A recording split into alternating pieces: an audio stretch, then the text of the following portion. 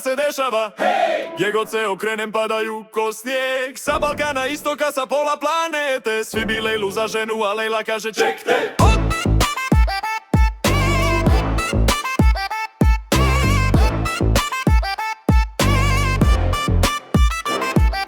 Otkako sam ušla na TikTok scenu, zvoni mi telefon ko novogodišnju ženu. Lejla, udaj se za mene, poruka na poruku, a ja brojim prstenje, već 2 čupa u torbicu. Jedan mi piše, gospođice, vi ste posebna sorta, samo reci cifru, zatvori sve konta. Ja mislim, brate mili, šta ovo biva? On nudi odštetu ko da sam državna arhiva. Drugi šalje selfie iz luksuznog hotela, kaže Lejla moja kraljice, budi moja želja. Treći nudi deve, četvrti jahte, peti pita Lejla, jel voliš skupe navlake? Lejla, šta se dešava? Hej! Gdje god se okrenem padaju ko snijeg. Sa Balkana istoka, sa pola planete. Svi bi Lejlu za ženu, a Lejla kaže ček te.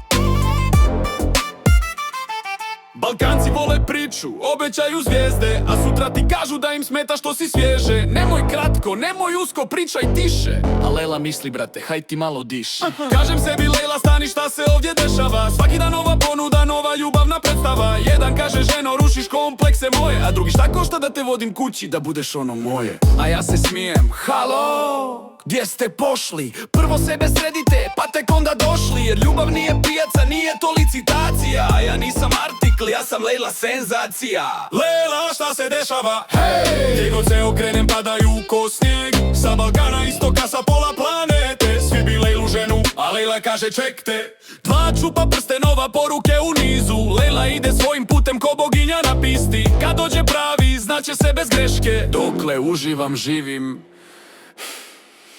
i pišem pjesme.